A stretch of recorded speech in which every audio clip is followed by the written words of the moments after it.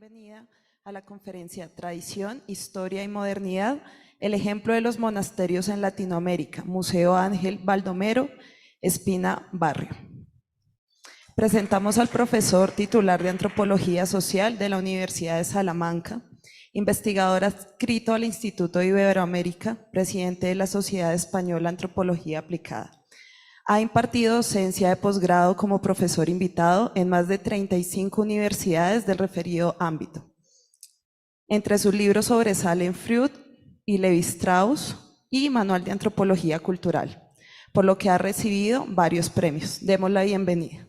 Buenos días, autoridades académicas de la Universidad de Santo Tomás, de la Universidad de Boyacá, autoridades políticas del Estado de Boyacá, colegas, alumnos, señores y señoras. Es para mí un honor estar hoy aquí y poder dirigirme a ustedes para tratar de un tema para mí de gran interés, que es el tema de la tradición, y poniendo como ejemplos museos del ámbito de América Latina que desde luego conservan estas tradiciones y esta cultura recibida del pasado, pero que se renueva, como muy bien ha dicho el doctor Fernando Barona, al que le agradezco también muchísimo como autoridad del Banco de la República la invitación que me hizo,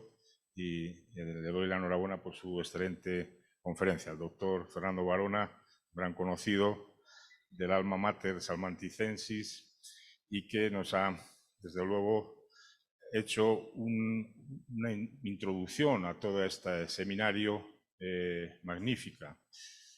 Yo tendría que hablar de la tradición. Es un término, desde luego, complicado. Es un término que puede tener connotaciones negativas, sin duda alguna. Quiero desentrañar un poco ese término y entenderle de la manera más positiva y más enriquecedora. Y en principio quería hacer un homenaje a las personas que han orientado su vida a servir a su comunidad, a la comunidad a la que pertenecen, estudiando uno de los elementos más esenciales de las mismas, que es la preservación y la renovación de la cultura, de las costumbres, de las tradiciones y de las identidades. Quizás se valore más el trabajo de los que nos colaboran con el desarrollo de la vida material, pero sin ningún género de dudas, tanto o más nos dignifican los que promocionan y depuran nuestra convivencia colectiva. Los que nos ofrecen productos y comodidades, desde luego son muy importantes, pero también los que nos aclaran, en muchas ocasiones nos aclaran nuestra cultura, tienen también gran importancia. Bueno, todas estas facetas de la cultura, de lo recibido, del patrimonio, todo eso que se puede englobar en el término tradición, es un concepto que es muy polifacético, desde luego, y no, como he dicho, no está exento de connotaciones negativas. Especialmente los que vivieron en España en el periodo franquista no pueden o no podemos zafarnos de algunas resonancias que acercan el concepto de tradición a una forma de entender la vida, la moralidad y las costumbres que en el mejor de los casos era pacata y en el peor fuertemente autoritaria y siempre cercana al conservadurismo más o menos extremado. Naturalmente que esta consideración de lo tradicional no es la que hoy vemos correcta, pero se enraiza en enseñanzas muy arcaicas y primarias y muy efectivas en algún caso. El término tradición tiene un campo semántico amplio, según nos refiramos a la religión, a la política o a la cultura en general. Y esto nos lleva a concepciones del término muy dispares. Por ejemplo, en religión, la tradición, no solo la cristiana, la tradición con mayúsculas, se escribe muchas veces, se refiere a un concepto teológico, muy distinto del uso común que tenemos normalmente. La tradición es fuente de revelación, es un conjunto de textos y de autores primigenios que conforman parte del credo y de la fe, ya sea un texto bíblico de un padre de la Iglesia o la tradición del Upanishad, ¿no?, en Oriente. Todas estas doctrinas sientan modelos que se dicen invariantes, derivados directamente de lo sagrado y que exigen respeto y ortodoxia. Cualquiera de estas características dogmáticas, sacada de contexto, hace que flote siempre, detrás del concepto de tradición, una sospecha de cerrazón antiprogresista y, refiriéndonos, por ejemplo, a España, a un atavismo carpetobetónico. Esta visión derivada de un uso basado en la ortodoxia y en la sacralización pensamos que es dañina y equivocada. Y esto es así especialmente en su traspaso al ámbito de la política, transferencia que se ha hecho repetidamente en la historia y la última vez en España en la época del nacionalcatolicismo, que ha dejado una huella en más sitios que en nuestro llamado inconsciente colectivo, ¿no? El tradicionalismo asociado al partido Requeté, con su lema Dios, patria, rey, grito que asocia indisoluble la religión a la política, fue unificado por el régimen franquista en un partido único, la Falange Española Tradicionalista y de las Jons. La tradición queda aquí asociada con los poderes del pasado, con lo conservador o con la derecha más extrema, lo que desde luego no hace ningún bien no solo al concepto, sino tampoco a los dedicados a su estudio, que parece que solo pueden justificar el inmovilismo y la sumisión. Pero lo que decimos de este tradicionalismo cristiano a ultranza puede decirse de todos, incluidos los tradicionalismos radicales micronacionalistas, musulmanes, arios, indigenistas, hebreos. Todos son fundamentalismos en su versión intransigente. Es decir, todos entrañan un prejuicio etnocentrista, un racismo más o menos moderado y una colaboración con los poderes establecidos o por establecer, que no suelen ser muy afectos a la democracia, a la igualdad social y mucho menos a la diversidad cultural.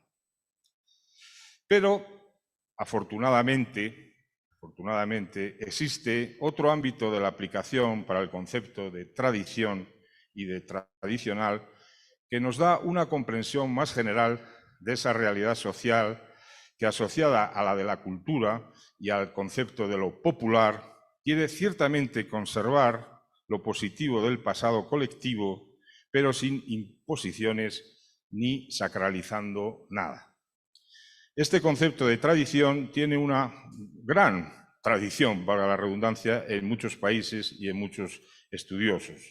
En España empezó con la Institución Libre de Enseñanza, el Ateneo de Madrid, autores de la generación del 98, revistas, etc. Y este enfoque y el uso que nos ha interesado normalmente a los antropólogos de tradición aleja de lo tradicional cualquier determinismo religioso o cualquier ideología estrictamente conservadora. Antes, al contrario, exalta los valores del pueblo llano, opuestos muchas veces a los poderes predominantes, y, defendiendo un gusto mítico por lo invariante, no lo exalta como sagrado, sino como signo identificativo de lo popular, de su ser y de su autonomía. La labor del estudioso de la tradición, en este último contexto, es amplia y participativa. Debe ser solo la del especialista que reconstruye de manera fidedigna los usos y costumbres del pasado para que sigan incólumes repitiéndose ad infinitum, sino es la de el que interpreta estas conductas en una clave simbólica y observa el uso que han tenido y pueden seguir teniendo en el futuro, no sin modificaciones, estas costumbres, a pesar de la apariencia de imperturbabilidad. Aquí el problema que se plantea no es el del cambio, sino el de la autenticidad, es decir, la no compulsión y la no manipulación. Lógicamente que los poderes religiosos, políticos, económicos, mediáticos, tratarán de utilizar las tradiciones y el folclore para reforzar sus posiciones, y esto lo hacen manipulando a su gusto y realizando forzadas ideologizaciones interesadas, ¿no? Folcloristas. Quizá la labor del especialista, antropólogo o no, en este campo, consista precisamente en desenmascarar esas falsificaciones burdas, otras veces motivadas por intereses comerciales o turísticos. Lo podemos también esto decir del término popular, que también está tomado, ese término popular, ¿no? Está tomando la terminología de Marcuse por los poderes políticos y que corre así el riesgo de caer en un populismo dañino por dominante y clientelar. Oponiéndose a la falsificación, que no al cambio genuino y autogenerado por la sociedad, la tarea del etnógrafo en el estudio de las tradiciones e identidad de los pueblos tiene un doble norte que no es tan divergente. Es verdad que tiene que valorar y coleccionar la diferencia, pero estar en guardia contra todo tipo de etnocentrismo. La identidad, como la tradición, se van construyendo y nadie está libre de ideologías que marquen los contornos y perfiles que van tomando estas realidades sociales.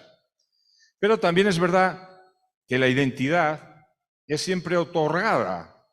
Según nos decía Lacan, la identidad nos la dan los otros con su reconocimiento. Si no existe ese reconocimiento del otro, no hay tampoco identidad.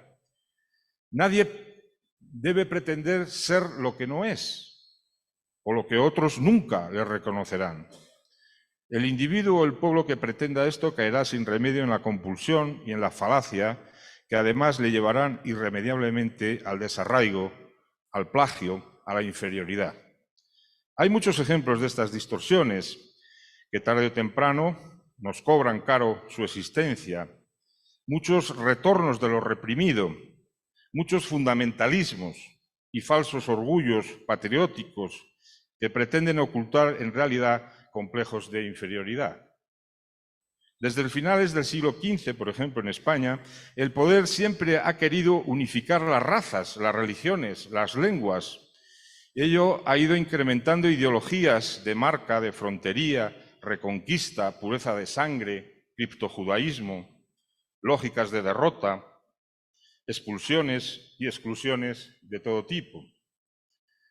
Estas serían las páginas más negras de nuestra historia, si no contáramos también con brillantes heterodoxos y con anónimos conservadores de lo tradicional genuino, que, como vamos diciendo, es casi siempre resistente al poder formal y florece emergente en la vida del pueblo. Lo mismo podríamos decir de la estricta negación, o al menos franca desvaloración, de lo indio, que se produjo en algunos países hace tiempo iberoamericanos y que naturalmente tuvo que afectar también a los que eran mestizos, que trataban de ocultar infructuosamente parte de sí mismos. O la más reciente y no menos compulsiva negación en lo hispánico, por ejemplo, de lo mudéjar, de lo árabe, de la influencia que tienen, ¿no?, países. Esto lo han tratado autores muy interesantes como Octavio Paz en México, que reconocen todas esas raíces y las valoran sin desvalorar ninguna de ellas sobre las otras, ¿no? Los pueblos tienen, según decía el maestro Unamuno de Salamanca, una intrahistoria, es decir, una historia profunda, como un lago profundo que va depositando aguas de siglos pasados y que ahí quedan abajo. Y eso, al final, influye también en la parte de encima del lago, esa parte que recibe la lluvia, el viento, las olas, pero que nunca llegan hasta las profundidades, que a veces son de siglos. Bueno, esa metáfora del lago profundo y de las culturas a mí, desde luego, me gusta mucho, ¿no? Y yo creo que explica cómo se van formando realmente esa cultura, ¿no? Debemos de conservar los valores de generaciones anteriores, por supuesto, evitar pérdidas de lo acumulado a veces por muchos siglos.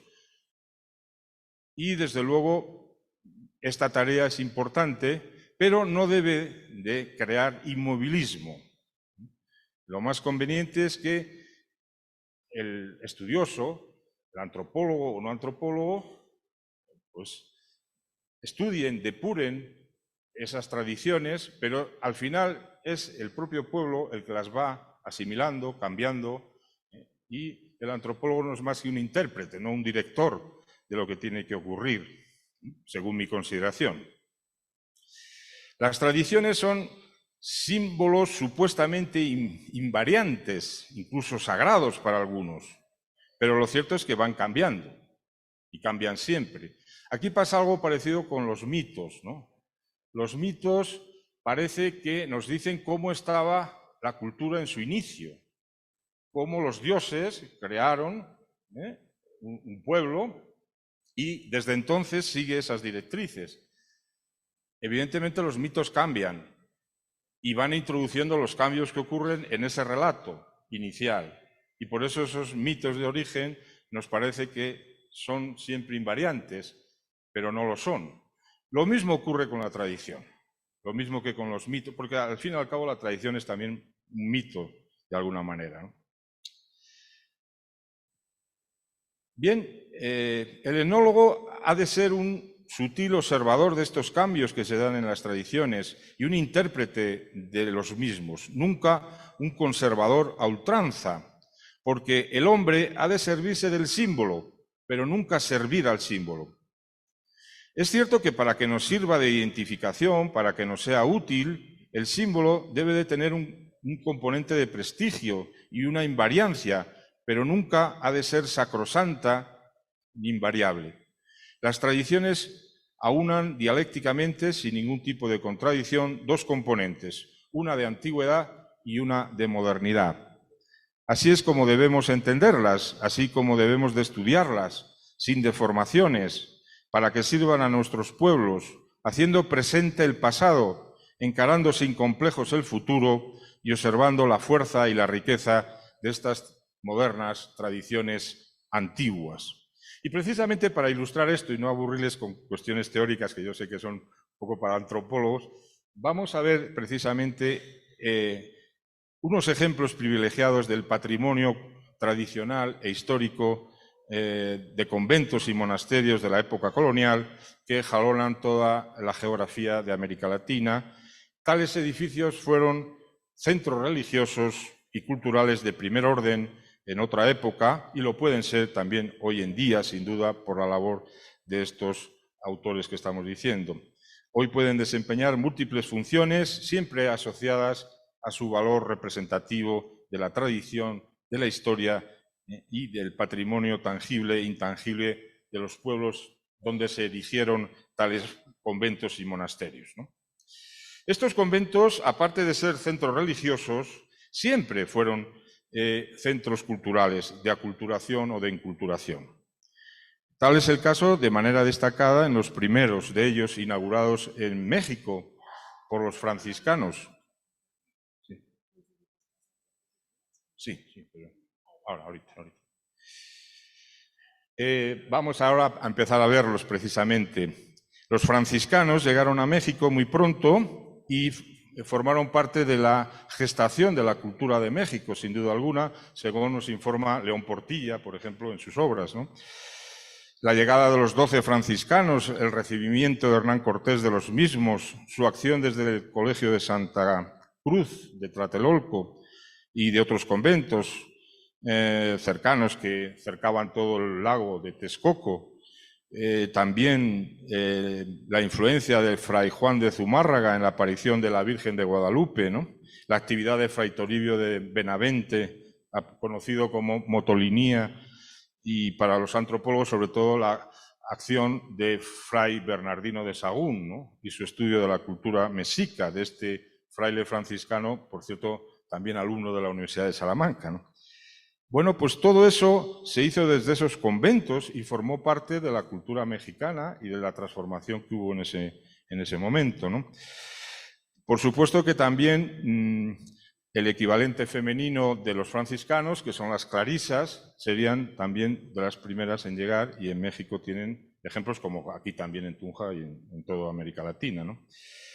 Y por supuesto los dominicos, ¿no? En épocas muy iniciales llegan a América y realizan una labor de evangelización y en algunos casos de defensa de los naturales de las islas y las tierras que se van conquistando. Famoso es el discurso indigenista del padre Antón Montesinos en La Española, o las actividades pastorales y teóricas de Bartolomé de las Casas, o las posiciones morales del padre Francisco de Vitoria en su tratado sobre los indios, ¿no?, de Indis. Consideraciones similares a los dominicos podríamos hacer también sobre los agustinos o también sobre los mercedarios. Estos últimos quizá tuvieron más problemas en la corte de Felipe II, los mercedarios, pero también hicieron conventos y muchas otras órdenes, ¿no? En muchos casos estas órdenes inauguraron monasterios o conventos acompañados frecuentemente por suntuosas iglesias y edificaciones aledañas que aún nos asombran por su grandiosidad o por su refinado arte. Vamos a ver una pequeña muestra de estos edificios que a veces son los más representativos de capitales de América Latina como Quito, La Paz, La Habana, Recife, Lima o Santiago de Chile. Ya digo que considero una pequeñísima muestra de 37, porque no nos daría tiempo a más, de estos conventos erigidos en 9 países y por, digamos, elegidos por criterios de antigüedad, criterios también de importancia, calidad arquitectónica y cultural, aunque estos criterios evidentemente cada uno los puede aplicar de maneras muy distintas, ¿no? Y serían 15 de México, 5 de Perú, 4 de Brasil, 3 de Colombia, 3 de Ecuador, 2 de Cuba, 2 de Bolivia, 2 de Guatemala y 1 de Chile. Si consideramos por las órdenes religiosas que los fundaron, serían franciscanos 13 conventos, clarisas 6 conventos, vamos a ver, dominicos 6 conventos, carmelitas 4 conventos, agustinos 4 conventos, mercedarios 2, Compañía de María 1 y Santa Rosa de Viterbo 1. Total, como digo, 37. En cuanto al tema de sus actuales usos, podemos decir que no en todos los casos siguen estando ocupados por órdenes religiosas, mendicantes o no, y por lo general han pasado a ser propiedad de los estados como monumentos nacionales. Y esto es patente sobre todo en México, los llamados hoy ex-conventos, es como se llaman en México, después de las leyes de la Reforma de Juárez en el siglo XIX, que expropió muchos de estos conventos para propiedad estatal, ¿no? También en otros países pasó algo parecido. En general, hoy en día albergan museos de arte sacro, también centros culturales, educativos, artísticos, bibliotecas y también en 12 casos de los considerados comunidades religiosas, también siguen en algunos, ¿no? Conventos con religiosos habrá unos 12, museos 14, centro cultural 7, en ruinas 3, conventos, veremos, como centro educativo 2 y como bibliotecas antiguas otros 2. Vamos entonces a pasar a ver una rápida descripción de estos conventos y lo que, bueno, he estado ahí resumiendo un poco en las estadísticas, pero bueno, en cada uno de ellos, ¿no? Por ejemplo, empezando por los conventos de tipo franciscano, tenemos este de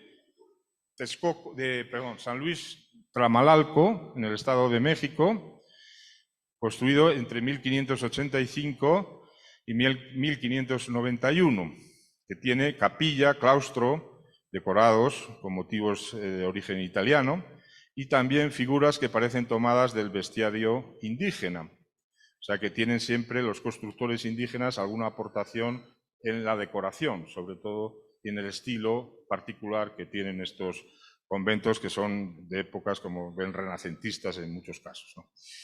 Bien, está cargado de elementos simbólicos como atlantes pequeños o un macho cabrío que representa la lujuria.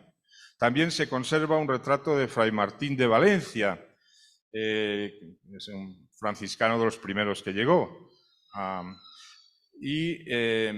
También, como digo, actualmente no pertenece a la orden, no es un convento franciscano. Siguiendo con conventos franciscanos, el de San Gabriel Arcángel de Cholula. Cholula, una ciudad cercana a México, DF, y que destaca por la capilla real o naturales, edificada en 1540 con el propósito de impartir doctrina a los indígenas. Es decir, que entraban en ese recinto y ahí se catequizaban, ¿no? Recuerda un poco las mezquitas, ¿no?, arábicas por su forma que pueden ver ahí y la estructura, ¿no? San Miguel Arcángel de esta ciudad, Huetjocinco, en Puebla, nos recuerda la acción de los 12 franciscanos, ¿no?, que están ahí representados, al mando de Fray Juan de Valencia. Ahí estaba también Motolinía, y no es desde ahí desde donde actúan más, es desde Santa Cruz de Tlatelolco, pero este es un convento desde luego importantísimo, ¿no?, para la historia cultural de México. En Lima tenemos San Francisco de Lima, en el centro de la ciudad, una de las edificaciones más importantes, junto con también el convento que veremos de los dominicos en esta ciudad capital de Perú. Pasando a Brasil, en João Pessoa, que es la capital de Paraíba, tenemos el Centro Cultural San Francisco en esta zona, ¿no? Fue construido por los franciscanos que estamos viendo, ¿no? San Antonio de Recife, la capital del actual Pernambuco, también, y en Salvador de Bahía, como ven es la parte nordeste y la parte más antigua de Brasil colonial, es donde se erigieron estos conventos, ¿no?, franciscanos en este caso. San Francisco de Quito, en el centro de la capital del Ecuador, ahí ven la plaza, y por dentro el magnífico claustro que tiene. Tengo pocos minutos, me han dicho, así que voy a ir un poco, pues si no, no me da tiempo. Aquí en Colombia destacar también Monguí, por supuesto, el monasterio importantísimo, también franciscano de esta localidad. Pasando a Cuba, San Francisco de La Habana. San Francisco de la Paz, capital de Bolivia, como sabemos. Desde 1548 también franciscanos hicieron esa magnífica edificación que admira todavía en la actualidad y que desde luego, disculpen que yo desde el ámbito arquitectónico no pueda aportarles mucho, simplemente, pero seguro que los arquitectos podrán haber ahí innovaciones interesantísimas. En San Francisco de Potosí, en Bolivia, San Francisco de Santiago de Chile, en la capital de Chile, y pasando a la orden franciscana femenina, diríamos, las de Santa Clara, las clarisas. En México tienen en Querétaro este magnífico convento, en Arequipa, Perú, la ciudad de Arequipa al sur de Perú, Santa Clara de Tunja, evidentemente no voy a decir nada de la misma, ya la conocen muy bien, así como no me voy a hacer referencia al convento de los agustinos de aquí, porque, en fin, hay especialistas para ello. Santa Clara de Bogotá, en Colombia. Perdura solamente una parte, la iglesia, ¿no?, del mismo, no el convento. Santa Clara de La Habana, en Cuba. Hoy en día es el Centro Nacional de Restauración y Museología del Consejo Nacional del Patrimonio Cultural de Cuba. Hay algunos, como hemos dicho, 3 que están en ruinas y son muy importantes históricamente, concretamente este de Santa Clara de la Antigua en Guatemala. Santo Domingo, y ahora pasamos a ver unos conventos dominicos importantes en Puebla, con la famosa capilla también del Rosario. Casi todos los conventos, aquí también hay una capilla del Rosario, pues cuentan con esta es espléndida, la que hay en Puebla es magnífica, la de aquí, por supuesto, también es maravillosa, el arte que tiene. Santo Domingo de Oaxaca, en México, que también fue nacionalizado, como casi todos en México, como hemos dicho. Las Rosas de Morelia, convento dominico de Santa Catalina de Siena. Hoy en día está la Escuela Superior de Música Sacra, conocida como Conservatorio de las Rosas. Santo Domingo de Cuzco, en el Perú, antigua capital, y que además está montado sobre piedras antiguas incaicas, ¿no? En la parte de abajo y la parte de arriba, o sea, se puede ver claramente y históricamente esa evolución que ha habido aquí. Bueno, impresionantes, desde los que yo, en fin, cuando visito más me impresiona, pues me recuerda también a los dominicos de Salamanca y el convento de Santo Domingo de Lima, ¿no? Donde estuvo Fray Escoba, el famoso santo, ¿no?, negro. Santo Domingo de Quito, en Ecuador. El Carmen de San Luis Potosí. Estoy ya entrando en Carmelitas. El Carmen de Celaya, en México, también.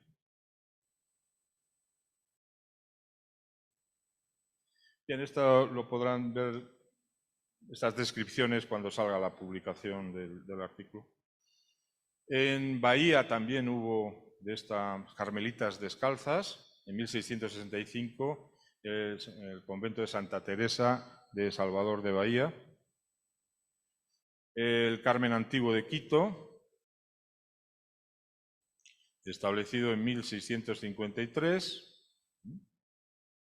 Bueno, y tuvo diversas... Todos estos conventos han tenido, incluso a veces han sido ocupados por otras órdenes posteriores y a veces nacionalizados. En México, interesantes a Colmán, hecho por Fray Andrés de Olmos, ¿no?, cedido a los agustinos, en principio fue franciscano, pero después fue agustino. Estamos con conventos agustinos, por lo tanto. San Nicolás de Actopan, la orden agustina se estableció ahí, en esta ciudad, en esa región, Valle de Mezquital, en el actual estado de Hidalgo, y bajo la dirección de Fray Andrés de Mata se realizó, ¿no? Tiene ahora un museo de arte religioso también muy importante, y ahí, bueno, se describen algunas obras que se pueden... Son muy pequeñas descripciones, porque sería muy largo decir lo que tienen todos estos conventos, ¿no? Aquí en la parte de Guanajuato también, un convento agustino. En otro agustino en San Agustín de Querétaro, ciudad al norte de México. Y vean el arte que tienen el claustro y las arcadas. La Merced de Cuzco, Perú. Ya hablando de los mercedarios, quizá hicieron menos conventos, pero también importantes. La Merced en Antigua Guatemala, que está... hay una parte que está destruida, y se visita, desde ahí se ven muy bien los volcanes, por ejemplo. La Enseñanza de México, como ejemplo también de convento, que después va a pasar a ser un centro educativo de gran importancia, ¿no? En este caso de la Compañía de María. Y Santa Rosa de Querétaro. Bien. Pues, bien, este pequeño ejemplo, la pequeña muestra, en la que faltan, por supuesto, muchísimos conventos. Hay una obra de Bonet Correa que recomiendo sobre monasterios iberoamericanos, en el que ya de una manera más exhaustiva se tratan muchos de estos conventos, ¿no? Pero bueno, con esta muestra explicada, Creo que queda patente la importancia de estas maravillas arquitectónicas, de sus funciones sociales, artísticas, turísticas e intelectuales, de los tesoros que albergan y de los usos actuales fundamentales para comprender la historia y la cultura de los países donde se encuentran. Constituyen, sin duda, otra relevante vertiente tradicional, histórica y patrimonial de la que, independientemente de su ascendencia, pueden sentirse orgullosos propietarios todos los habitantes de Latinoamérica y del Caribe. Muchas gracias.